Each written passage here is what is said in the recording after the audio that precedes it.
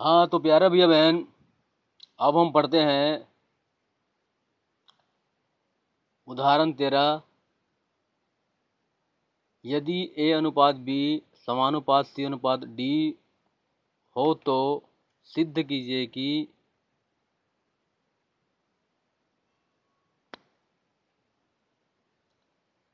यदि A अनुपात B समानुपात C अनुपात D हो तो सिद्ध कीजिए कि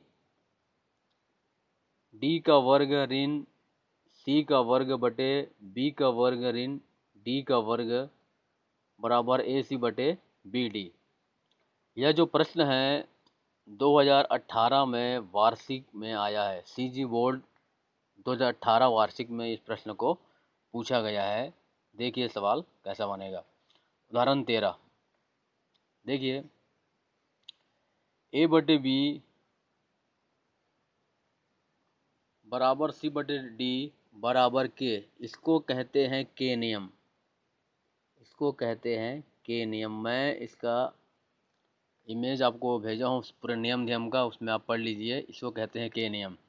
तो ये हो जाएगा A बराबर B के और C बराबर D के। यही K नियम है। ठीक है, अब हम इसको लेते हैं LHS, left hand side. A का वर्ग ऋण C का वर्ग बटे B का वर्ग ऋण D का वर्ग। अब A का मान B के है तो हमने यहाँ पे B के का वर्ग रख दिए। C का मान D के है तो यहाँ पे D के का वर्ग रख दिए, क्योंकि A और C का मान हमने निकाले हैं K नियम से। ठीक है, तो ये हो जाएगा K का। अब इस प्रकार से ये हो जाएगा, ये हो जाएगा B का वर्ग K का वर्ग ऋण D का वर्ग K का वर्ग बटे B का वर्ग ऋण D का वर्ग। ये इस प्रकार से हो जाएगा।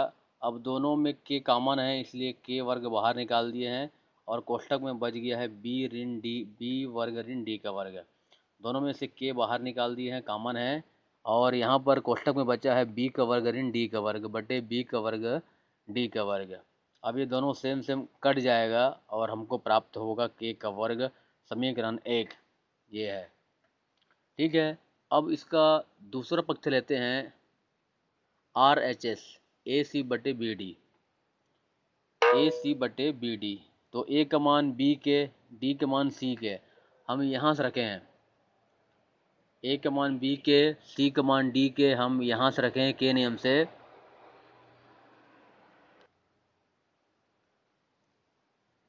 B के इंटू D के, यहाँ भी क्या होगा K का वर्ग और ये हो जाएगा BD बटे BD। दोनों से मतलब K के गुना K का वर्ग बाहर निकल गया और ये आपस में ऐसा हो गया। इस प्रकार ऐसा किया गया है और ये दोनों आपस में कट जाएगा और हमको प्राप्त होगा K का वर्ग। ये समीकरण 2 है और ये समीकरण 1 है। दोनों पक्ष की तुलना करेंगे, दोनों पक्ष समान आता है। इस प्रकार यह सिद्ध होता है और समीकरण 1 और 2 से सिद्ध होता है A का वर्ग ऋण C का वर्ग बटे B का वर्ग ऋण D का वर्ग बराबर AC बटे BD। Very very most important question 2018 वार्षिक में आया हुआ है। तैयारी कीजिए, लिखिए। अब देखते हैं प्रश्न 3 का प्रश्न पहला। यदि 29 पुस्तकों का मूल्य 783 रुपये है तो 2214 रुपये में कितनी पुस्तकें मिलेंगी। यदि 29 पुस्तकों का मूल्य 783 रुपये है तो 2214 रुपये में कितनी पुस्तकें मिलेंगी, ये प्रश्न बोल रहा है। अब ये प्रश्न कैसे हल होगा, देखिए। हल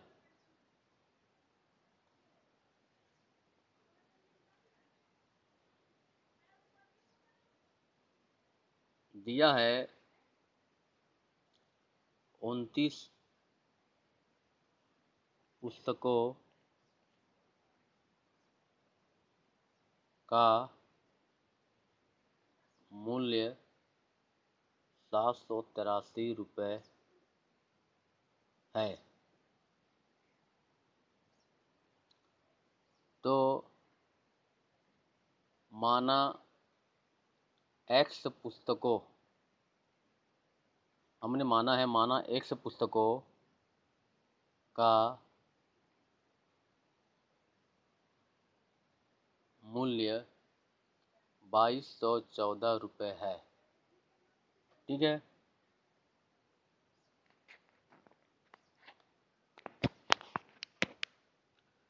दिया है 29 पुस्तकों का मूल्य 783 रुपये है, तो माना कि 100 पुस्तकों का मूल्य 2214 रुपये होगा।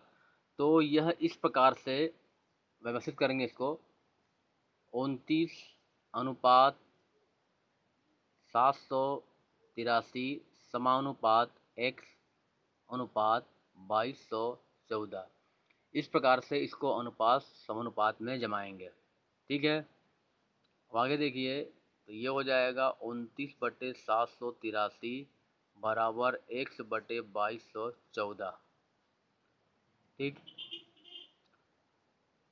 इसको यहीं पे काटते हैं। 29 से कम 29, 29 से 29 का 27 से गुना करेंगे तो 783 आता है। आप लोग काट के देख लेंगे, 29 से इसको भाग करेंगे तो 27 बार में ये भाग चला जाता है। तो ये इस प्रकार हो जाएगा, ये हो जाएगा 1/27 बराबर x/2214। ठीक है। अब यहाँ तिर्यक गुना कर देंगे, इसका इससे, इसका इससे, तो ये हो जाएगा 2214 बराबर 27 गुणित x। ठीक, अब x बराबर 2214/27, 27 इसको काटेंगे तो ये 82 बार में कटता है। इसको आप लोग काट लेना। ठीक है। तो x बराबर 82, अतः 82 पुस्तकों का मूल्य, अब यहाँ उत्तर लिखना पड़ेगा, अतः 82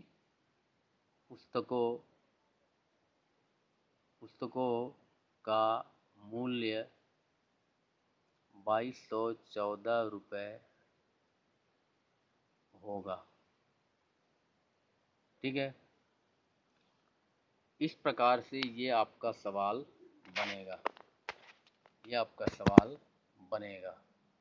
ठीक है।